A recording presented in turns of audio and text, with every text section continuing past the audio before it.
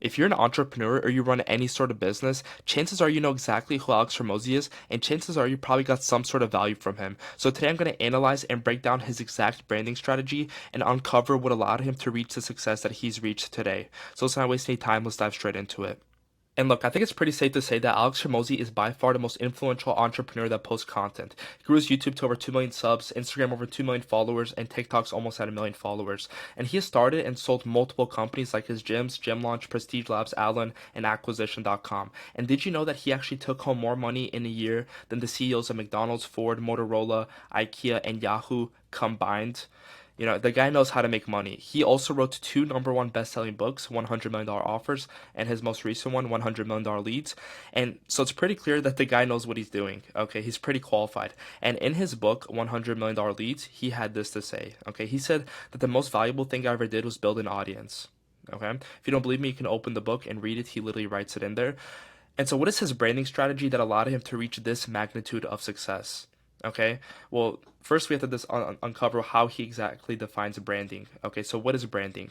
Well, branding is a deliberate pairing of your product with the desired outcomes to create a positive association in the customer's mind. Okay, Alex Hormozi said this in one of his videos, and basically think about it like this.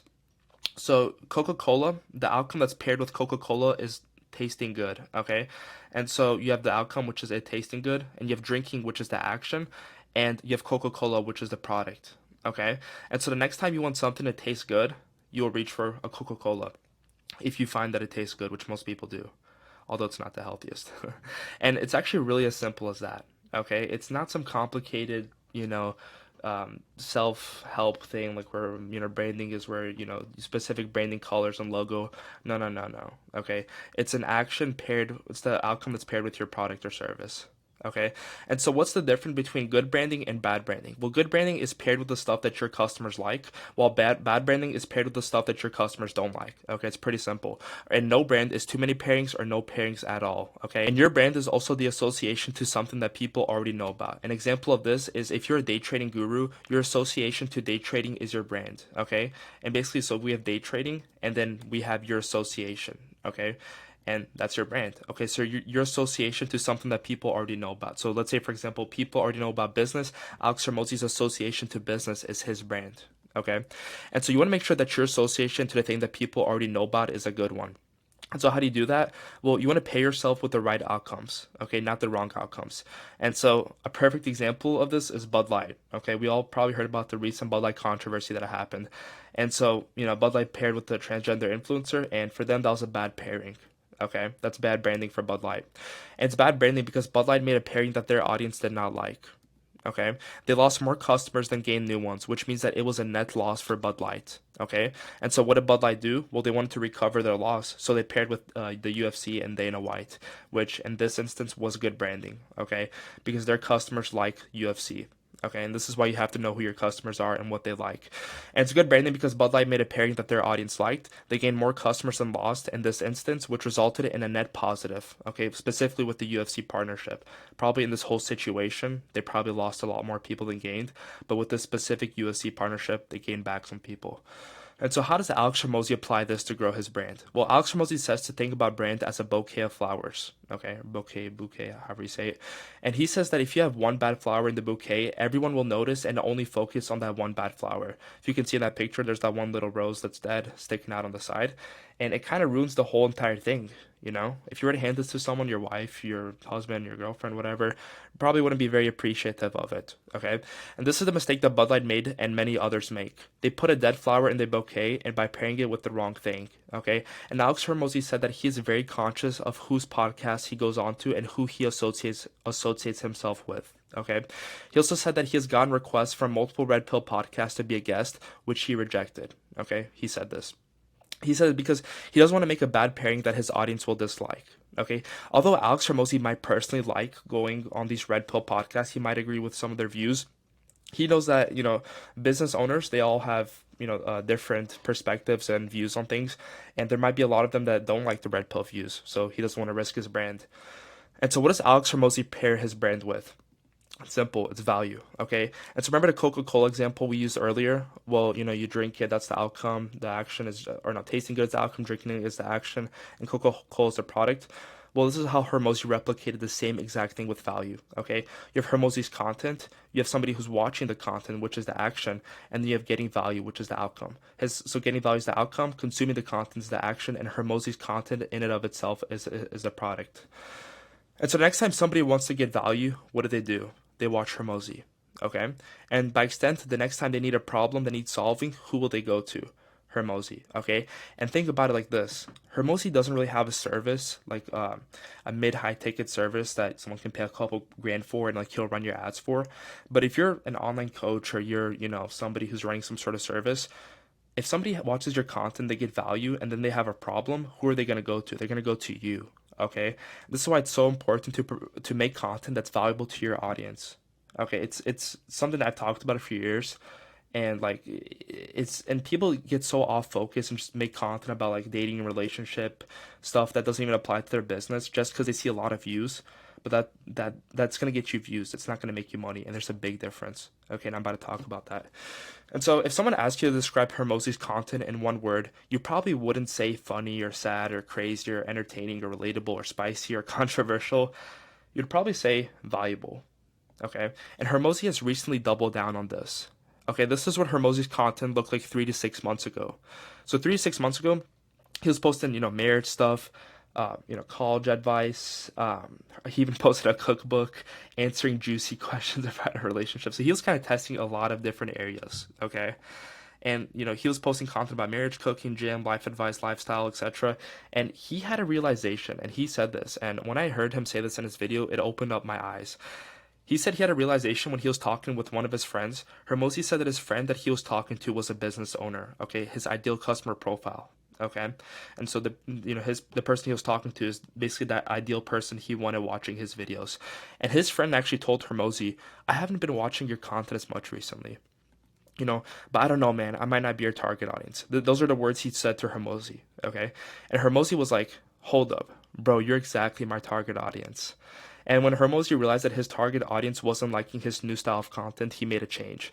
Okay, and this is what Hormozi's content has been looking like the past month. Okay, when he made this change, and went from relationship, marriage, and all that to straight up just business stuff. Okay, so before, cookbook, relationship, spicy college, all this different stuff in different areas, to straight up just business, email marketing, how to make more money, how to, make more money from each customer, get more customers, how to market more, how to make more off of each follower, like specific tactical business advice. Like it's not in the screenshot, but he recently, actually, yeah, it is in the screenshot, how to build a valuable company that you can sell someday.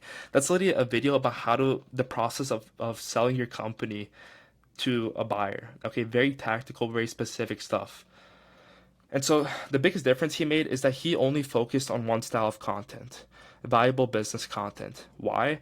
Because it's exactly what his brand is. And he realized that by making content about relationships, working, cooking, lifestyle, etc., he was making too many pairings, which resulted in his audience getting confused and losing interest in his content, like the one guy told him. And so he went back to focusing on pure business value content. And what's the result of this? Well, he mentioned these statistics in the video. First of all, it increased his RPMs, revenue per 1,000 views, by 68%. And if you don't know, if you want to measure the quality of your audience that's watching your video, RPMs are a great way to do that. Okay, because I'm going to talk about it, but views are essentially a vanity metric, and if you want to make sure that the right people are watching your videos, quality audience, then the more money you make from your videos, the RPMs, the higher the RPMs, that means the higher quality people are watching your videos. Okay, people spend more money typically, and so RPMs increased by 1,000 views, 25% more comments, higher subscriber conversion by 24.6%, 26% more opt-ins per week, which is like the whole point he's even doing this, and 2x more book sales, which is huge. Okay. And so most people think that, for example, this is one of my videos, that the bigger amount of views you have, the more money you make. Okay. Especially if you're selling a high ticket product or service. No, that's absolutely a big no. The more followers you have, the bigger number of followers, the more money you're going to make. No. But the truth is that this video with 184 views made me a lot more money than this video with 15,000 views. Okay, why? This video I called out online coaches, and I knew by me putting online coaches in this video it was gonna get a lot less views, but I wanted the online coaches watching my videos because that's one of the niches that I sell my product and service to. Okay, while this video is a bunch of people, who are just starting out and starting a business who, aren't able to afford a high ticket product or service. Maybe one day in the future, when I launch a low ticket community or a lower ticket product or service, then I might steer more towards these types of content where it's optimizing for quantity over quality of people. But as of now, if you're selling a high ticket product or service, you need to be making videos that's going to appeal to the people that can afford your high ticket product or service. Okay. Okay, so that first video, even though it has 80 times X less views, it still made me a lot more money. Why? Because the right people were watching it. Okay. And the truth is, 100 ideal customers watching your video is better than 100,000 unqualified people watching your video. This is called audience efficiency. And it took me a while to realize this, but if you're posting content to make money, then views and followers and subscribers are basically a vanity metric for the most part. Hormozi even made a video on this. He talked about one of his friends, and she has 5,800 followers on Instagram. And from those 6,000 followers, she makes $1 million per year. Okay, because she has 6,000 of the right people following her. And so, to sum up Hormozi's strategy, he got clear on his brand and created content that was focused on what his audience liked. Okay, not random shit about spicy dating advice like cookbooks. Like, no, business owners, they want business value content, and that's what's going to trigger them to buy from you. Because there's a difference between creating content to get famous and creating content to get rich. If you want to get famous, then by all means optimize your content, to get whatever's gonna the most people are gonna watch. But I'm assuming most of you want to get rich, okay? Because who really cares about getting famous? So let's take a look at the content. So take a look at your content and ask yourself this question: have I fallen into the trap of making content that isn't a core value of my brand just to get more views? And if the answer is yes, then do what Hermosi did.